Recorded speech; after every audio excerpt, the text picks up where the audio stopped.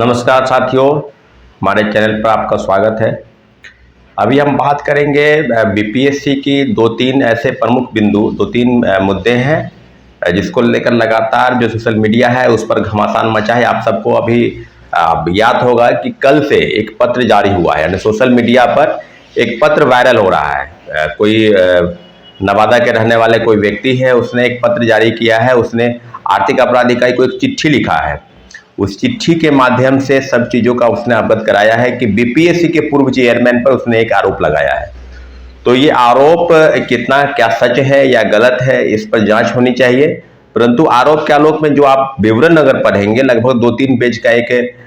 पत्र उसने लिखा है और उसने कहा है कि वह बीपीएससी के पूर्व चेयरमैन श्री अतुल प्रसाद और उनकी पत्नी जो एक बैंक की अधिकारी है, दोनों ने मिलकर बीपीएससी में शिक्षक बहाली में लगभग 3.5 करोड़ के आसपास की रकम की उगाही की बात उन्होंने की है। और उन्होंने कहा है कि जो पैसे हैं उसके द्वारा आपको हम बीपीएससी में बहाल कर देंगे, और अपने सगे संबंधियों या जो भी रिश्तेदार हैं सभी से उसने पैसे इकट्ठे करके उसने बीपीएससी चेयरमैन को कैमूर के किसी आदमी के द्वारा पहुंचाने का प्रयास किया, कभी फल के टोकरी में, कभी कार्टून में। और बीपीएससी की जब चेयरमैन की जब वाइफ से उसने मिलने गया तो उनके वाइफ ने उल्टे उसके ऊपर आरोप लगाकर उसको डरा धमकाकर उस पर एफआईआर दर्ज करने की बात की, और उसमें एफआईआर भी दर्ज हुई है। तो ये काफी गंभीर विषय है। आपको हम बता दें कि बीपीएससी के पूर्व चेयरमैन के को लेकर जिस तरह की चीजें सामने आ रही है, क्योंकि टीआरई 1 और टीआरई 2 में भी जो शिक्षक बहाली के मुद्दे पर जो आरोपी है, जो सामने आ रहे हैं, दोनों आरोपी विशाल चौरसिया और विजेंद्र गुप्ता, दोनों के बयान अगर आप देखेंगे तो उसने स्पष्ट रूप से स्वीकार किया है कि बीपीएससी के प्रश्न पत्र छपाई मामले में प्रिंटिंग प्रेस में जाने से पहले उन लोगों को मुहैया कराया गया। और साथियों, जो बातें अब आ रही है कि बीपीएससी के एक और बड़ा आरोप है। अभी कल आर्थिक अपराध इकाई को एक इनपुट, एक लीड मिला है। उसने कहा है कि 67वीं पेपर लीक कांड में, आपको सबको याद होगा कि 67 पेपर लीक कांड में, जिसमें रंजीत रजक और एक आईएएस की भूमिका पर जो सवाल था, उसकी गिरफ्तारी भी हुई। और जो बातें सामने आ रही है कि लगभग 20 आरोपी यानी 20 जो पदाधिकारी है, जो एसडीएम से लेकर डीएसपी और अन्य पदों पर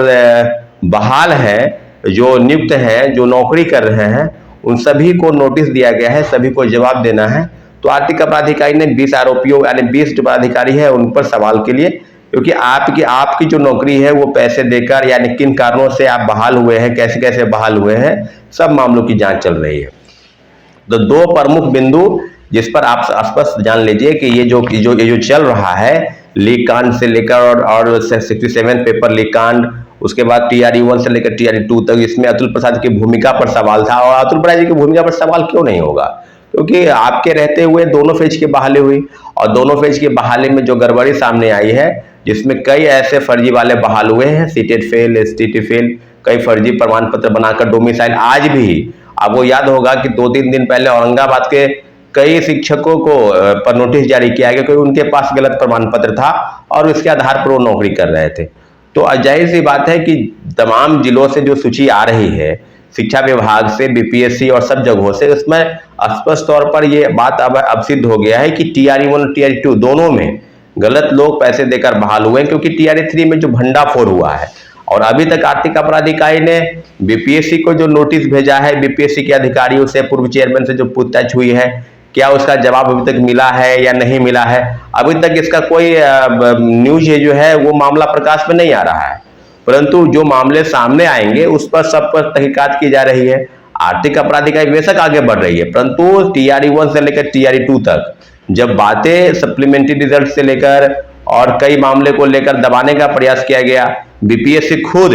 सामने कह रही थी, कई तरह के दार्शनिक तरीके से बात कर रही थी। यहां तक कि टीआरई 2 में धारा 144 लागू था कि बीपीएससी के पास कोई भी व्यक्ति, छात्र, स्टूडेंट, अभ्यर्थी प्रोटेस्ट ना करे, उनको दबाने का प्रयास किया गया था। और निश्चित रूप से बीपीएससी की कार्यशैली पर अब जो सवाल है, उस सवाल या निशान खड़ा हुआ है, उसके तह तक जाने की बिल्कुल जरूरत है। और बीपीएससी पहले से कह रहा हूं कि बीपीएससी के पूर्व चेयरमैन अतुल प्रसाद की भूमिका बिल्कुल संदिग्ध है और उन पर जांच होनी चाहिए। और अभी जो मामला आया है जिसमें बात स्पष्ट हो गई है, हाँ, ये पत्र जो है ये सही है, गलत है, एफआईआर दर्ज होनी चाहिए थी क्या हुआ नहीं हुआ, लेकिन इतना जरूर है कि इस पर पुष्टि आर्थिक अपराध इकाई या बिहार की स्पेशल टीम जरूर करेगी, क्योंकि जिस प्रकार से सामने आ रही है बात कि उनकी और उनकी पत्नी द्वारा इस तरह की रकम की उगाही की गई और पैसे बदले में नौकरी दिया है, तो इस तरह की चीजें नौकरी देने के नाम पर जिस तरह की बातें हो रही है उसमें बीपीएससी के पूर्व चेयरमैन की भूमिका और 67वीं पेपर लीक कांड में के बाद जो 20 अधिकारियों की विभिन्न जिलों में तैनाती है उनसे पूछताछ के नोटिस दिया गया। तो दो मामले पर अभी बात बिल्कुल अब स्पष्ट तौर पर सामने आ गई है कि भ्रष्टाचार के खिलाफ में अब कोई बड़ी बात नहीं रह गई है कि बीपीएससी में जो बहाली प्रक्रिया होती है उसमें किस प्रकार के सेटिंग और गेटिंग का खेल चलता है और किस प्रकार से भ्रष्टाचार का जो बात है, जो आरोप है, वो बिल्कुल अब अलग अलग तरीके से सामने आ रही है। उसमें आप ये नहीं कह सकते हैं कि बिहार की कोई भी एजेंसी अब अछूती रह गई है जहां से इस तरह के करप्शन का जो चार्ज है उस पर न लगा हो। तो अभी आप इसके पहले भी याद होगा कि केंद्रीय चयन पर्षद के चेयरमैन एसके सिंघल जो राज्य के पूर्व डीजी रहे हैं, उनके खिलाफ भी 1 घंटे पूछताछ हुई है और उन्होंने इस बात पर कई चीजें ऐसे प्राप्त हुई है, लैपटॉप से लेकर डॉक्यूमेंट और कई चीजें, जिस पर यह बात अब संदिग्ध है कि 23,500 पदों की जो बहाली सिपाही भर्ती की आई थी उसमें से भी लगभग 10,000 पदों पर जो है वो पैसे के देकर लोगों को बहाली करने की बातें सामने आ रही है। तो अब बात है बिल्कुल कि आने वाले समय में आर्थिक अपराध इकाई को बिल्कुल उस तरह की चीजें होनी चाहिए कि बीपीएससी से लेकर ईओयू को सारे चीजों पर टीआर टीम 3 में जो भंडाफोड़ हुआ और अब जो बातें सामने आ रही है कि अब जो है सो जून महीने में एग्जामिनेशन की भी तैयारी चल रही है, तो तैयारी एग्जामिनेशन की तब तक नहीं होनी चाहिए जब तक कि तीसरे फेज के बहाली में मुख्य आरोपियों के द्वारा दिए गए बयान के बाद और जो बीपीएससी के अधिकारियों की बीपीएससी से लेकर ईओयू को सारे चीजों पर टीआर टीम 3 में जो भंडाफोड़ हुआ और अब जो बातें सामने आ रही है कि अब जो है सो जून महीने में एग्जामिनेशन की भी तैयारी चल रही है, तो तैयारी एग्जामिनेशन की तब तक नहीं होनी चाहिए जब तक कि तीसरे फेज के बहाली में मुख्य आरोपियों के द्वारा दिए गए बयान के बाद और जो बीपीएससी के अधिकारियों की भूमिका है, क्योंकि उनके बिना मिली भगत के ये संभव नहीं हो सकता है। तो सारी चीजों पर बिल्कुल तत्पर जो दर है, जो जांच है उसको जांच होनी चाहिए थी, परंतु अभी तक आर्थिक अपराध इकाई ने तीसरे फेज की बहाली पर क्या आगे तक जांच हुई है अभी तक कोई विशेष नहीं है। लेकिन 67वीं पेपर लीक कांड के जो 20 आरोपियों को नोटिस गया है